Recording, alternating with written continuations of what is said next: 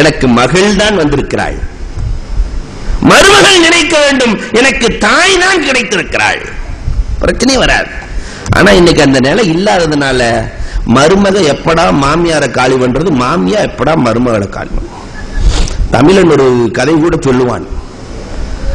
ஒரு இடத்துல மாமி தண்ணி எடுக்க போய் வழுக்கு கேணிக்குள்ள விழுந்து மூத்தா போச்சு. மூத்தா போனா மருமக மாமி ஜனாசாவை போட்டு அழுகனா அப்படி ஒரு அழுக. பக்கத்து தெருவில் இருக்கிற எல்லா மருமகளும் வந்துருச்சான். எப்படி உங்க மாமி மௌத்தா போனாங்க அப்படின்னு கேட்க இவ அழுதுகிட்டே சொன்னாலாம், எங்க மாமி காலையில தண்ணி எடுக்க போனாங்க, வழிக்கு கேணியில விழுந்து மௌத்தா போயிட்டாங்க. வந்த மருமகள்லாம் சொல்லிச்சான் எல்லாம் ஒன்னா சேர்ந்து, எங்க வீட்லயும் மாமியும் இருக்குது கேணியும் இருக்குது, எங்க வீட்லயும் மாமியும் இருக்குது கேணியும் இருக்குது. என்ன அர்த்தம்? விழுகாம இருக்கிறாளே, எங்க மாமிலாம் சாகாம இருக்குது ஆறுதல் சொல்லி இருக்கிறா வந்திருக்கிறதெல்லாம். அப்ப இவ அழுதுகிட்டே சொன்னானா, தானாவா விழுவாங்க, கூட மாட நாமனா ஒத்துழைப்பு செய்யணும். இவனே தள்ளிட்டு அழுதுருக்கிறா. அப்ப அன்புக்குரியவர்களே, நம் சமுதாயத்தினுடைய நிலை எப்படி இருக்கிறது? குடும்பத்திலே பொறுமை இல்லை, சமுதாயத்திலே பொறுமை இல்லை. ஆனால் பெருமானார் ஸல்லல்லாஹு அலைஹி வஸல்லம் அவர்கள் பொறுமை காத்தார்கள்.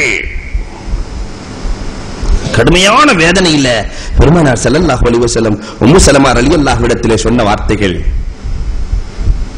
17 வக்து தொழுகை.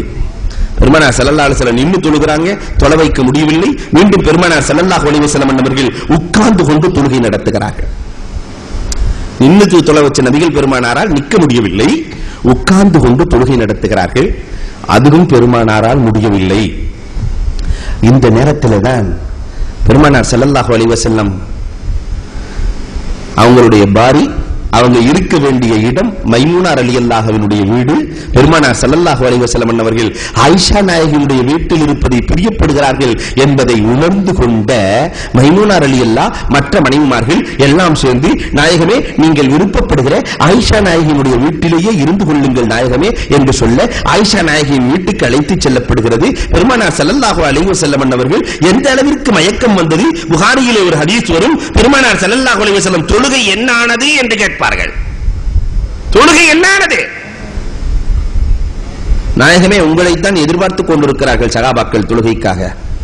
ஒளி செய்வார்கள், பெருமானார் குளித்து விட்டு ஒளி செய்வார்கள். 2 ரிவாயத்துமே இருக்கு. மீண்டும் மயங்கி விடுவார்கள்.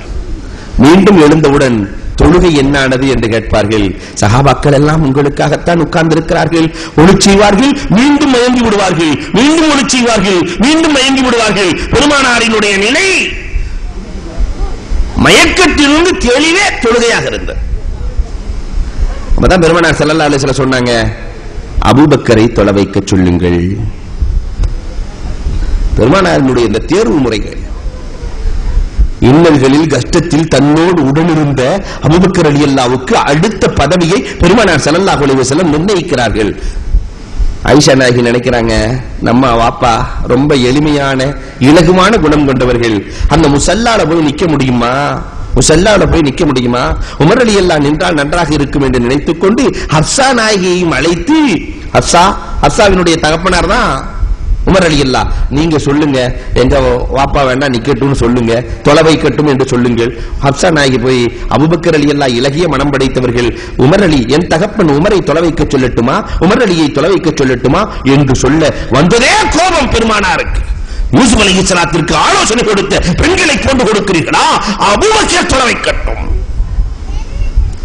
பெருமானார் ஸல்லல்லாஹு அலைஹி வஸல்லம் 23 ஆண்டு காலத்தில் ஒரு தொழுகையை கூட கலாவிடாமல் அந்த இடத்திலே தொலை வைத்த நபிகள் பெருமானார் ஸல்லல்லாஹு அலைஹி வஸல்லம் மயக்கத்திலும் கூட நினைப்பு தொழுகையாக இருந்தது. அந்த தொழுகை முடியாத பொழுதும் கூட தன் தோழர் தொலை வைக்க வேண்டும் என்று ஒரு நிர்ணயத்தை ஏற்படுத்தினார்களே, இந்த சமுதாயம் இந்த தொழுகையில் எப்படி இருக்கிறது யோசிச்சு பாருங்க.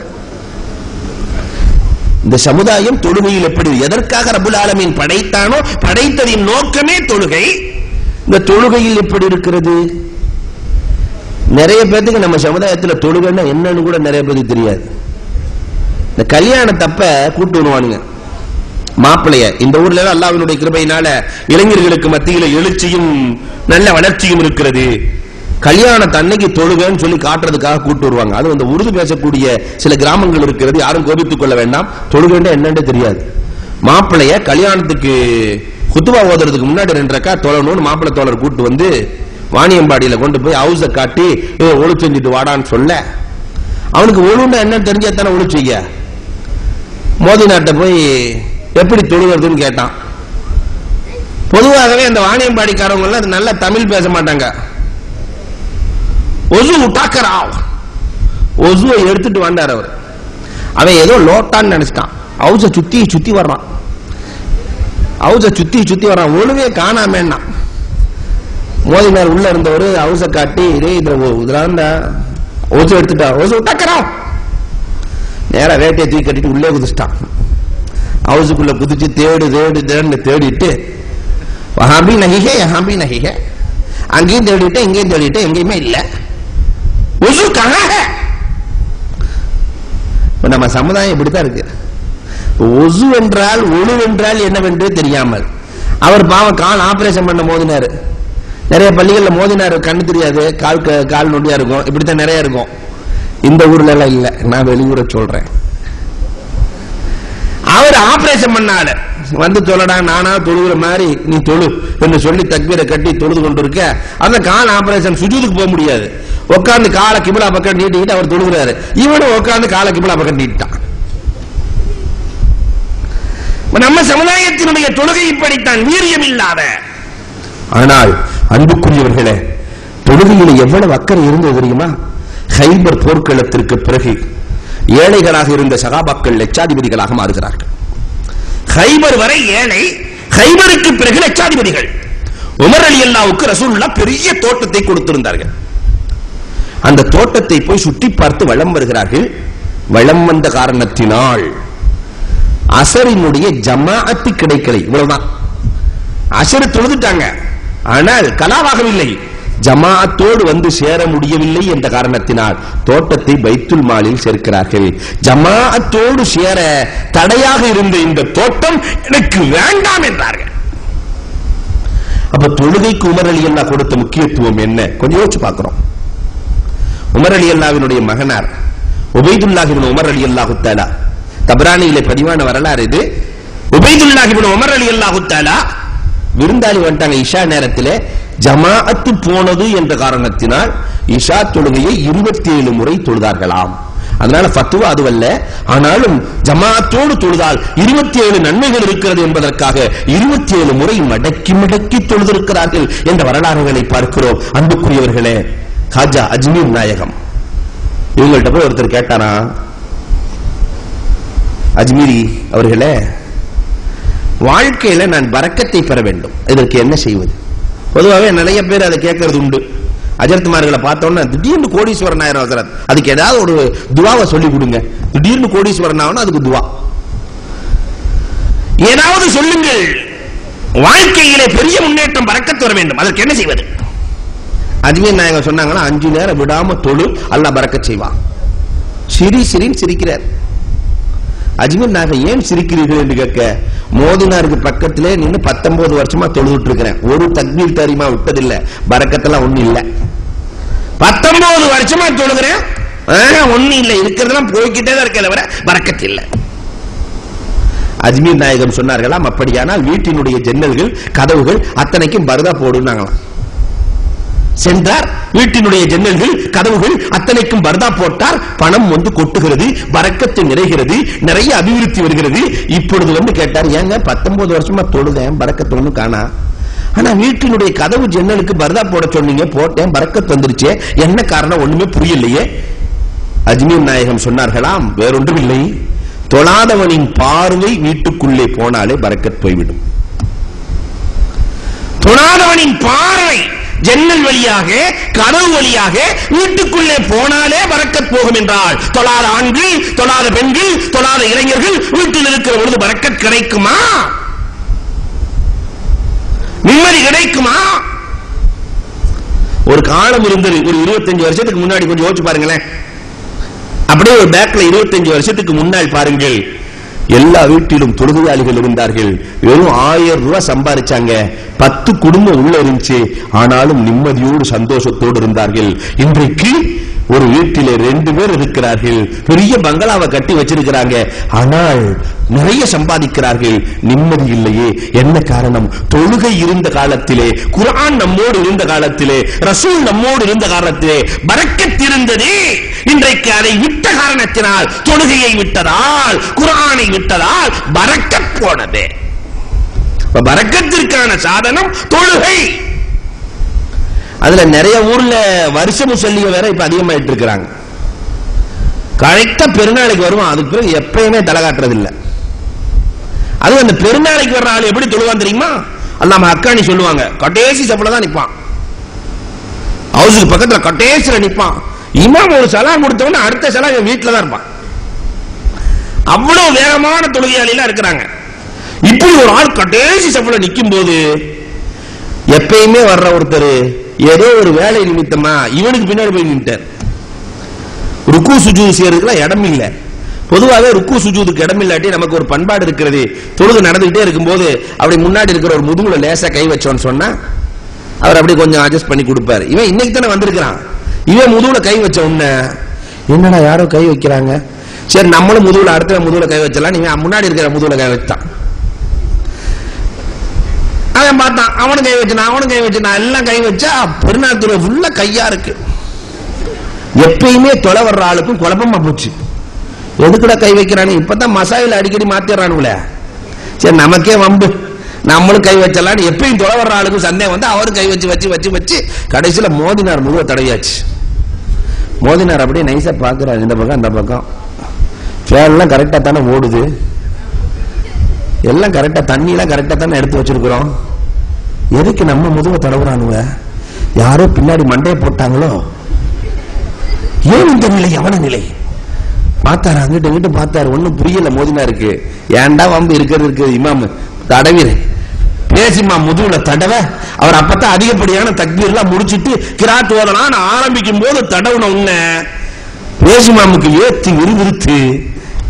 தொழுகும் போது தடவுன உலகத்துல எவனுமே கிடையாது. விறுவிறுத்து எதுக்குடா வம்பு? தக்பீரை விட்டுட்டும் போல தெரியுது. மோதினார் ரொம்ப இமோஷனா. சகாபாக்கள், இத்தனை சகாபாக்கள் இருக்கும்போது ஏன் அபூபக்கர் ரலியல்லாஹு மட்டும் பெருமானார் தொலை வைக்க சொல்கிறார்கள்? அபூபக்கர் ரலியல்லாஹுவின் அளவிற்கு தைரியசாலிகளை அந்த அரபுலகம் கண்டதில்லை. பார்க்கிறதுக்கு தான் ரொம்ப அல்யன். ஒரு நிர்வாகி எப்படி இருக்க வேண்டும் என்பதற்கு அபூபக்கர் ரலியல்லாஹுவை விட சிறந்த சான்றை உலகம் பார்த்ததில்லை. ஒரு நிர்வாகி எப்படி இருக்கணும்? பெருமானார் தனக்கு பிறகு இந்த சமுதாயத்தை நிர்வகிக்கிற நிர்வாகியாக ஆளுமை திறன் கொண்ட அபூபக்கரை ஏற்படுத்தினார்களே, அவர்களுடைய ஆற்றல் என்ன தெரியுமா? உதாரணம், 2 உதாரணத்தை அபூபக்கர் ரலியல்லாஹுவின் ஆற்றலுக்கு சொல்லுவேன். ஒருவர் நம்மள மாதிரி ஒருத்தர் போய் கேட்கிறார். அபூபக்கர் ரலியல்லாஹு இடத்தில் சென்று கேட்டார், அபூபக்கரே, பெருமானாரின் காலத்துக்கு பிறகு சஹாபாக்களிலேயே சிறந்தவர் யாருன்னு கேட்டார். நாம இருந்தா என்ன செய்வோம்? இன்னைக்கு 2 கட்சி இருக்கு. யார் சிறந்தவர்கள் என்று கேட்டாக்கா அம்மா நானும் ஐயா நானும் பார். இதான் இன்றைய உலகம். அவங்க சாதனைகளை ஃபுல்லா சொல்லுவாங்க. ஆனால் அபூபக்கர் ரலியல்லாஹு இடத்திலே சென்று கேட்கிறார், சஹாபாக்களிலேயே சிறந்தவர்கள் யார் என்று கேட்க அபூபக்கர் நாயகம் சொன்னார்களாம், உமர் தான் சிறந்தவர்கள் என்றார்களாம். என்ன தன்னடக்கம்! உமர் தான் சிறந்தவர்கள். மத்தலாயில் ஆதாரம் இருக்கான்னு கேட்டார் போன சஹாபி. ஆதாரம் இருக்கான்? லீ 50 தலாயில் என்றார்கள். என்னை விட உமர் சிறந்தவர்கள் என்பதற்கு 50 ஆதாரம் இருக்கு. நாங்க 1 2 இல்ல. ஜிப்ராயில் அலைஹிஸ்ஸலாத்தை நேரடியாக பார்த்தவர்கள் அந்த உமரை தவிர இந்த அபூபக்கர் அல்ல. ஜிப்ராயில் அலைஹிஸ்ஸலாத்தை 4 பேர் நேரடியாக பார்த்தவர்கள். அதில் ஒன்று உமர் ரலியல்லாஹு, இந்த அபூபக்கர் இல்லை. அதனால் உமர் சிறந்தவர்கள். 21 வசனங்கள் உமருக்கு தோதுவாகத்தான் இறங்கியதே தவிர இந்த அபூபக்கருக்கு தோதுவாக இறங்கவில்லை. மது ஹராமானால் நன்றாக இருக்கும் நாயகமே, மது ஹராமானது. பெண்கள் புர்கா போட வேண்டும் நாயகமே, புர்கா போட வைத்தான் அல்லாஹ். ஹிஜாபுடைய வசனத்தை இறக்கினான். மக்காமே இப்ராஹிமிலே தொழுதால் நன்றாக இருக்கும், அல்லாஹ் மக்காமே இப்ராஹிமிலே தொழச் சொல்கிறான். இப்படி உமருக்கு தோதுவாக 21 வசனங்கள் இறங்கியது, எனக்கு தோதுவாக இல்லை. அதனால் உமர் சிறந்தவர். இது மட்டுமல்ல, இஸ்லாம் வெளிரங்கத்திலே பகிரங்கமானதே அந்த உமரின் மூலமாகத்தானே தவிர இந்த அபூபக்கரின் மூலமாக அல்ல. அது மட்டுமல்ல, பெருமான் நபிகள் கோமான் ஸல்லல்லாஹு அலைஹி வஸல்லம் ஒரு நாள் கனவு கண்டார்கள். அந்த கனவிலே பால் குடிப்பதை போன்று கண்டார்கள். மறுநாள் காலை பெருமானார் சொல்லுகிறார்கள், நான் பால் குடிப்பதை போன்று கனவு கண்டேன், எஞ்சிய பாலை உமருக்கு அளித்தேன். இதற்கு என்ன விளக்கம் தெரியுமா? யார் பால் குடிப்பதை போன்று கனவு காணுகிறாரோ அவர் கல்வியை பெறுவார். நான் என்னுடைய கல்வியில் எஞ்சியதை மிச்சமுள்ளதை உமருக்கு அளித்தேன் என்று பெருமானார் சொன்னார்களே தவிர அபூபக்கருக்கு அளித்தேன் என்று சொல்லவில்லை. அதனால் உமர் தான் சிறந்தவர்கள். அது மட்டுமல்ல, இன்னல்லாஹ் யன்திகு அலா லிசானி உமர், அல்லாஹ் உமரின் நாவில் பேசுகிறான் என்று சொன்னார்களே தவிர பெருமானார் அபூபக்கரின் நாவில் அல்லாஹ் பேசுகிறான் என்று சொல்லவில்லை. லவ் கான மின் பாதி நபி லகான உமர், எனக்கு பிறகு ஒரு நபி வருவதாக இருந்தால் அது உமர் என்று பெருமானார் சொன்னார்களே தவிர அபூபக்கர் என்று சொல்லவில்லை. இப்படி வரிசையா ஒரு 50 ஆதாரம் வந்து கேட்ட மனுஷன் இருக்கிறாரே, ஆடி போயிட்டாரு. ஆனா அவர் நம்ம மாதிரி ஆளு. நம்ம ஆளுகள்ல ஒரு அஜரத்துல போய் மசூலா கேட்க மாட்டாங்க, ஆலோசனை மசாலா. இந்த அஜரத்துல ஒரு மசாலா, அந்த அஜரத்துல ஒரு மசாலா எல்லாம் சேர்த்து அதுக்கப்புறம் இவர் ஒரு பிக்ஸ் பண்ணி ஒரு மாதிரியா இவர் ஒரு மசாலா தயாரிப்பார். நேரா அந்த சஹாபி உமர் ரலியல்லாஹு அன்ஹு போயிட்டார். அபூபக்கர் ரலியல்லாஹு அன்ஹு போனவன உமர் தான் சிறந்தவர்னு சொல்லியாச்சு. நேரா உமர் ரலியல்லாஹு அன்ஹு போய் சஹாபாக்களிலேயே சிறந்தவர்கள் யார் என்று கேட்க உமர் ரலியல்லாஹு சொன்னாங்களா, இதுல என்ன சந்தேகம், சஹாபாக்களிலேயே சிறந்தவங்க அபூபக்கர் நாயகம் தான், இது என்ன சந்தேகம், ஏதாவது ஆதாரம் இருக்கா? உமர் ரலியல்லாஹு சொன்னாங்களா, லீ 50 தனாயில், நான் ஒரு 50 ஆதாரம் தரேன்னாங்களா. அவங்க சொன்ன அதே வார்த்தை இவங்க சொல்றாங்க, நான் ஒரு 50 ஆதாரம் தரேன், சொல்லுங்களேன். பெருமானார் ஸல்லல்லாஹு அலைஹி வஸல்லம் அவர்கள் வஃபாத் ஆவதற்கு முன்பதாக மஸ்ஜிது நபவியை நோக்கி இருக்கிற எல்லா வாயில்களையும் அடைத்து விடுங்கள். எல்லா வீட்டு வாசலுக்குள்ள இருந்தே பள்ளிவாசலுக்கு வந்துடலாம். அத்தனை வாயில்களையும் அடைத்து விடுங்கள், அபூபக்கரின் வாயில் மட்டும் திறந்திருக்கட்டும் என்று பெருமானார் அபூபக்கரை தான் சொன்னார்கள். நான் போய் பெருமானார்ட்ட கேட்டேன். உமர் ரலியல்லாஹு சொல்றாங்க, நாயகமே நான் வருவதற்காக அல்ல, நீங்கள் வீட்டிலிருந்து வருவதை பார்ப்பதற்காக நான் ஒரு வாசலை திறந்து வைக்கட்டுமா என்று கேட்க, அடைத்து விடு உமரே என்று சொல்லி உமருக்கு அடைக்க சொன்ன நாயகம் பெருமானார் அபூபக்கர் ரலியல்லாஹுவை மட்டும் தானே திறந்து வைக்க சொன்னார்கள். அதனால் அபூபக்கர் தான் சிறந்தவர்கள். 18,000 பேர்கள் ஹஜ்ஜத்துல் வதாவிலே பெருமானாரை சுற்றி இருக்கிற பொழுது ஒரு சஹாபி கேட்டார், சஹாபாக்களிலேயே சிறந்தவர் யார் என்று பெருமானாரிடத்திலே கேட்க நாயகம் பட்டென்று பதில் சொன்னார்கள், அபூபக்கர் என்று தான் சொன்னார்களே தவிர இந்த உமரை சொல்லவில்லையே. ஒரு சபையிலே அபூபக்கர் இருக்கிற பொழுது தொலை வைக்கிற அதிகாரம் அபூபக்கருக்குத்தான் உண்டு என்று பெருமானார் சொன்னார்களே தவிர இந்த உமரை பார்த்து சொல்லவில்லையே. ஹிஜ்ரத்து செல்லுகிற வேளையிலே நானும் தயாராகத்தானே இருந்தேன். பெருமானாரை அல்லாஹ் அபூபக்கரிடத்தில் தான் ஒப்படைத்தானே தவிர என்னிடத்தில் ஒப்படைக்கவில்லையே. வரிசையா சொல்றார். கடைசியில் எல்லோருடைய ஈமான ஒரு தட்டில் வச்சு அபூபக்கரின் ஈமானை ஒரு தட்டில் வைத்தால் அபூபக்கர் ரலியல்லாஹுவின் ஈமான் தான் மிகைத்திருக்கும். எல்லாம் அபூபக்கர் தான். வந்தவருக்கு குழப்பமாயிடுச்சு. சஹாபாக்கள்ல சிறந்தவங்க யாருன்னு இவங்கள்ட்ட கேட்டா அவங்கள சொல்றாங்க, அவங்கள்ட்ட கேட்டா இவங்கள சொல்றாங்க. எப்படியாவது விடை தெரிய வேண்டும் என்று ஒரு சஹாபியை தேடினார்கள். சஹாபாக்களுக்குள்ள பிரச்சனை என்ன, விடை தேடுவதற்கென்றே ஒரு சஹாபி இருந்தார்கள். அவர்கள் தான் உபை இப்னு காப் ரலியல்லாஹு. நீங்க உபை இப்னு காப் ரலியல்லாஹுவினுடைய வரலாறுகளை படிச்சீங்கன்னா ஆழமான அர்த்தமுள்ள நிறைய நீதிகளை பெறலாம். நேரா போயிட்டார். உபை இப்னு காப் ரலியல்லாஹு போய் சஹாபாக்கள்லயே சிறந்தவங்க யார், அபூபக்கர் ரலியல்லாஹு போனா உமர் ரலியல்லாஹுங்கறாங்க, அவங்கள்ட்ட போனா இவங்கங்கறாங்க, யார்தான் சிறந்தவர்கள்? உபை இப்னு காப் ரலியல்லாஹு சொன்னார்களாம், பெருமானார் அபூபக்கர் ரலியல்லாஹுவை குறித்து பேசுகிற பொழுது, அபூபக்கரே நீங்கள் இப்ராஹிம் அலைஹிஸ்ஸலாத்தை போல ஈசா அலைஹிஸ்ஸலாத்தை போல இருக்கிறீர்கள் என்று 2 ரசூலுக்கு ஒப்பிட்டார்கள். உமர் ரலியல்லாஹுவை குறித்து பேசுகிற பொழுது பெருமானார், உமரே நீங்கள் நூஹ் அலைஹிஸ்ஸலாத்தை போல மூசா அலைஹிஸ்ஸலாத்தை போல என்று 2 ரசூலுக்கு ஒப்பிட்டிருக்கிறார். அவர்கள் 2 ரசூலுக்கு ஒப்பு, இவர்கள் 2 ரசூலுக்கு ஒப்பு. வந்தவர் என்ன தலை சுத்துது, ஆட்டம் டிராவல முடியற மாதிரி தெரியுது. சஹாபாக்கள்லயே சிறந்தவங்க யாருன்னு கேட்டா இவங்க 2 ரசூலுக்கு ஒப்பானவர்கள், அவங்க 2 ரசூலுக்கு ஒப்பானவர்கள் என்றால் ஒன்றும் புரியவில்லை. 2 பேத்துல யார் சிறந்தவர்கள் என்பதை கேட்க வந்திருக்கிறேன் என்று சொல்ல உபை இப்னு காப் ரலியல்லாஹு சொன்னார்கள், ஆயிஷா சித்திகா ரலியல்லாஹு ஒரு நாள் பெருமானாரிடத்திலே கேட்டார்கள். வானத்தில் இருக்கிற எல்லா நட்சத்திரங்களையும் பார்த்து சுட்டிக்காட்டி ஆயிஷா ரலியல்லாஹு கேட்கிறார்கள், நாயகமே இந்த வானத்தில் இருக்கிற நட்சத்திரங்களை விட அதிகமாக அமல் செய்த சஹாபி யாராவது இருக்கிறார்களா? தங்க வாப்பா அபூபக்கர் ரலியல்லாஹு சொல்லணும்னு நினைச்சு கேட்கிறாங்க. வானத்தின் நட்சத்திரங்கள் அளவுக்கு அமல் செய்த சஹாபி யாராவது இருக்கிறார்களா? பெருமானார் சட்டென்று பதில் சொன்னார்கள், ஓ இருக்கிறார்களே, அவர்கள் தான் உமர் ரலியல்லாஹு என்றார்கள் பெருமானார். ஆயிஷா நாயகி அழுதுட்டாங்க. அப்ப எங்க வாப்பா நிலைமை என்ன? உமர் ரலியல்லாஹு சிறந்தவர்கள் என்றால் எங்க வாப்பா நிலைமை என்ன? பெருமானார் சொன்னார்கள், உமர் ரலியல்லாஹுவின் வாழ்நாள் முழுக்க செய்த அமல்கள் அபூபக்கர் ரலியல்லாஹுவின் ஒரு பகல் ஒரு இரவுக்கு ஈடாகாது. உமர் ரலியல்லாஹுவின் வாழ்நாள் முழுக்க செய்த அமல்கள் எந்த பகல் என்று கேட்கிறீர்களா? மேராஜுக்கு சென்று வந்த பொழுது எல்லோரும் பொய்ப்பித்தார்கள், அபூபக்கர் ரலியல்லாஹு மட்டும் உண்மைப்படுத்தினார்களே, அந்த பகலுக்கும் என்னோடு சவுரு குகையிலே தங்கி இருந்தார்களே, அந்த ஒரு இரவுக்கும் ஈடாகாது. இப்ப அபூபக்கர் ரலியல்லாஹு தஆலா விட்டு கொடுக்கிறதுக்கு இதை விட பெரிய சான்று என்ன இருக்க முடியும்? ஒரு ஆட்சி தலைவன் விட்டுக் கொடுக்கிற மனப்பான்மை கொண்டவனாக இருக்க வேண்டும் என்பதை பெருமானார் ஸல்லல்லாஹு அலைஹி வஸல்லம் அழகாக அன்றைக்கே தீர்மானிக்கிறார்கள். பிரச்சனை வருகிற பொழுது உறுதியான எண்ணம் அபூபக்கர் ரலியல்லாஹுவினுடைய எண்ணம் வேறு யாருக்கும் கிடையாது. வரலாற்றில் இருட்டடிப்பு செய்யப்பட்ட செய்திகளில் ஒன்று இன்னைக்கு நெட்ல அழகா உலா வருகிறது. இருட்டடிப்பு செய்யப்பட்ட செய்திகள்.